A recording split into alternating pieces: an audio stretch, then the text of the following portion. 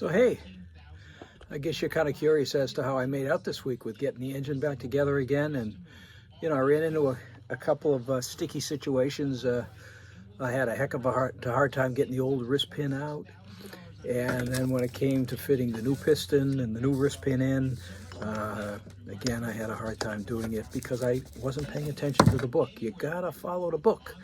You put the piston in the heat source, like a couple of heat guns, or pop it in the oven if your wife isn't making brownies or anything at the time, and you take the wrist pin and you put it in the freezer. So, heat expands, cold retracts, and that makes things slip together, but you got to follow the book. Anyway, I'll let you catch up here.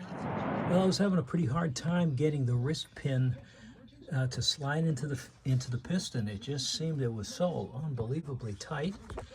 But, once again, you've got to do what the book says. So I heated up the piston. I put the wrist pin in the freezer. And then I was able to slide the pin quarter of a way into the piston, into the connecting rod. And then I came up with this contraption here to run through the wrist pin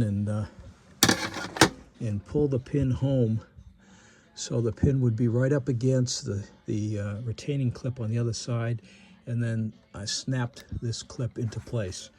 And we're right where we want to be. Now it's a question of dropping the cylinder onto the piston. I'm pinching in the piston rings so as to not clip them and break them off.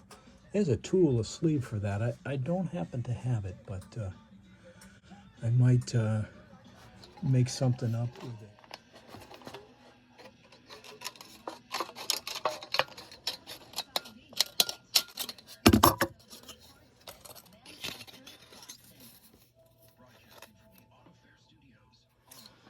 So with a little help from this oil filter wrench and the aluminum wrapped around the rings, I was able to ease the piston into place. Easy peasy, right? Yeah. Okay, easy. There we go. The cylinder back on, new piston, new rings. New base gaskets, of course. And we'll be looking for a new cylinder head with the new copper gasket in place, ready to put on the top of the cylinder. Okay, the head is in place. Now we're going to fit the gasket in a distant piece in here. I guess they call it a push rod guide.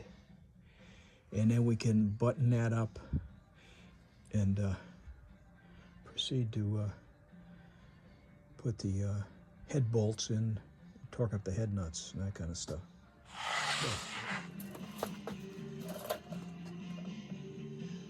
Oh, hey. I know you're just dying for an update on where we are at with Velocette number 4. Well, lo and behold, as you can see, the motor is back together again. I got the piston, the new rings all put back in, engine all reassembled, and we're having a really good week, I remember I was telling you about gasket cement and how I don't like using that rubber silicone gasket cement. Well, let's let you see. This is why. Yeah, I fished some of that out of the rocker box. That's what happens. You put that silicone sealer on there, you squish the two halves together, and you put too much on it and it slides out. So we don't use that silicone stuff. We use just a touch of the shellac, or we don't use anything at all. So anyway, like I said, doing pretty good here. Got the engine back together again, and just waiting for a warm day to roll this over to the back door and start her up and see if we actually accomplished anything in the process of doing this, and hopefully it's not smoking, blowing oil out anymore. I'm also going to fit a breather up here, I've got a spare rocker box cover that has kind of a mark where something happened on it. So that's a good candidate to use for a breather cover, and I won't be buggering up a good rocker box cover. I've got that spare one I can use.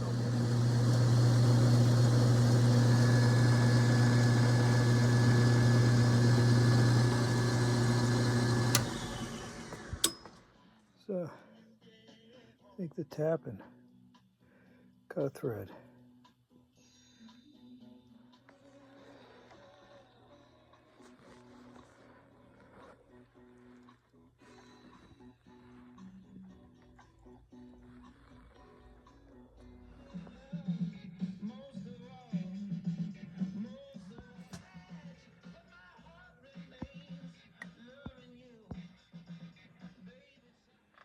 So that's the breather in place. You can see the hose. It terminates here right above the chain. So I might have to shorten that hose up a little bit so it doesn't hit the chain. But the idea is any mist that would come through the breather would wind up adding a little lubrication to the chain. In the later Velos, they dumped it into the oil tank, but there's no fitting for that, so we'll run it out the back. I can also put a little PVC valve, little one-way valve in that hose there if I feel it necessary. But you got to keep in mind that the tank on this bike comes, you know, way down, almost where that 90-degree fitting is, so you're not going to see all that junk. The breather won't help with the smoking. It would just help, I think, with some of the oil leaks. And as you can see down here, you did notice that, hey, how come there's no generator there? Well, you know, one of the beauties of one of these old guys with a magneto, you don't need a battery, you don't need a generator to run the motor. You only need that stuff to run the lights. So if we can get this going down the road and squared away and feel about it, I'll fit up a generator and put a battery on it and finish the electrical wiring work on it. But I won't do that until I'm satisfied that it's running right. At the same time, that's when I'll take the tires and the wheels off and put new tires on there. So anyway, my friend, there you have it. That's the latest update on Velocette project number 4. And I don't know, what, episode 12, where we're at with this, but it doesn't much matter. The royalty checks don't come in anyway. So I hope you had a good week, because I had a pretty darn good one down here in the Velocette basement. See you next time.